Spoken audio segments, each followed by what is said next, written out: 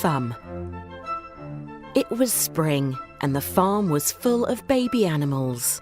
Snowy white lambs bleated in the fields. A row of fluffy ducklings waddled towards the pond, and a family of tiny chicks twittered and tweeted from their nest in the blossom tree.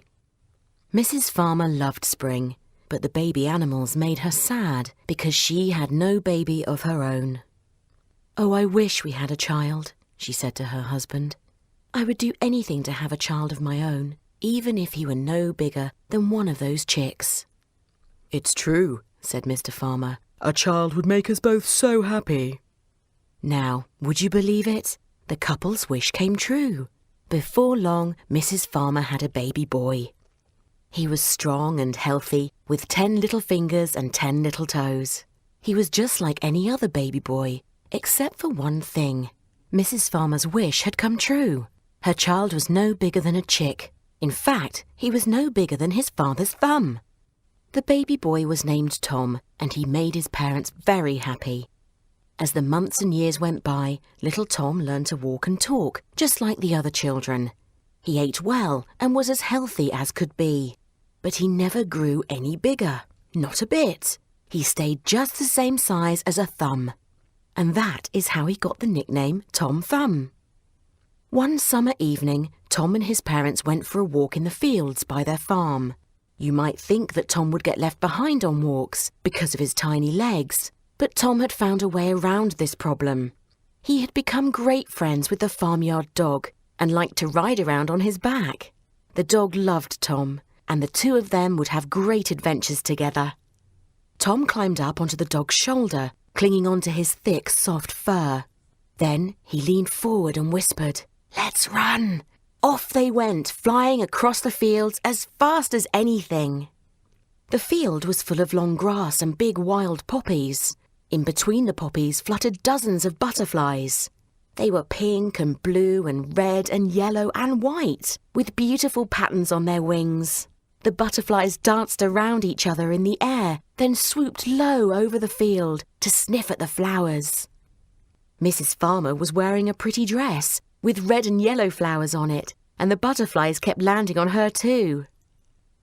"Look, they think you're a flower," laughed Tom. He watched as more and more butterflies landed on his mother. "Can I come up onto your shoulder?" asked Tom. "I think that I would like to meet a butterfly." So Tom walked up onto his mother's shoulder. Sure enough, a pretty pink butterfly landed there a minute later. The butterfly sniffed at Tom and fluttered its wings, and Tom politely turned and said, "Hello." "I think he wants you to take a ride," said Tom's father. So gently, Tom got onto the butterfly's back. Then, with a flip and a flap, they were soaring through the air. Higher and higher they rose. "I'm flying!" cried Tom Thumb. "I'm really flying!" But then, a sudden gust of wind knocked the butterfly. Tom reached out, but there was nothing to grab onto. Before he knew it, he had slipped from the butterfly and was falling down, down, through the air towards the field. When the butterfly flew back to Tom's parents, they were startled to see that Tom had vanished. "He must have fallen off," cried Mrs. Farmer. "Our poor boy, where can he be? What if he's hurt?" "He'll be fine," said Mr. Farmer. "If he fell, the soft grasses will have cushioned him." Tom's parents began to search for him, but the field was so very big, and Tom was so very tiny, that it was like searching for a needle in a haystack. Mrs. Farmer started to worry that a cat or a fox would try to eat her little boy. But Mr. Farmer knew better. "Tom is friends with the field mice. They will find him and take care of him. Rest assured, our Tom will be sleeping in a soft bed of leaves, with Mother Mouse to tuck him into bed tonight." But Tom was not with the field mice. He had fallen into a big pile of hay, cut from the fields and ready for a tractor to collect. It was soft and warm and smelt sweet. Lying in the sun with the clouds floating over him, Tom soon drifted off to sleep. He couldn't hear his parents calling for him in the field. The next day, Tom was woken suddenly. The hay was slowly moving down a road. It was being carried by an enormous tractor. The tractor pulled in at a farm. The hay was put in a shed, and before Tom knew it, a girl had grabbed an armful of hay and dropped it into a cow stall. She had no idea she was feeding Tom to the cows. The next minute, Tom had been gobbled up in a huge mouthful of hay. Crunch, munch, bite, went the cow. Tom had to duck and dive to avoid the cow's teeth, and then gulp.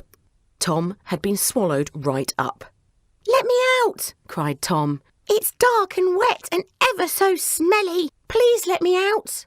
The cow, who was busy eating, didn't hear Tom's cries, but the girl heard him.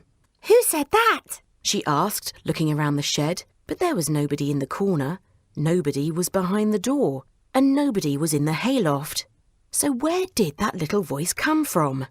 Let me out, cried Tom again, hammering against the side of the cow's stomach. Now, the cow didn't mind Tom shouting, but it didn't like being hit.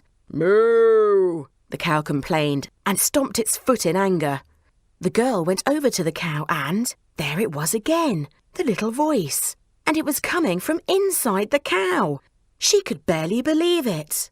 I'll get you out, said the girl. Hang on while I fetch some medicine.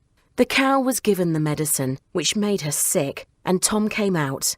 He smelt awful and looked disgusting, but he was free. The girl cleaned him up and looked at him in surprise. You must be little Tom Thumb, she cried. I have heard of you in the village. I saw your father this morning. He thinks you are staying with the country mice. I'll be in trouble if he finds out I've been feeding you to my cows. Don't worry, said Tom. It was an adventure, but I should be getting home. So the girl walked home with Tom, and he told her all about his adventures. For although Tom Thumb was the smallest boy in the world, he certainly had the biggest adventures. The end.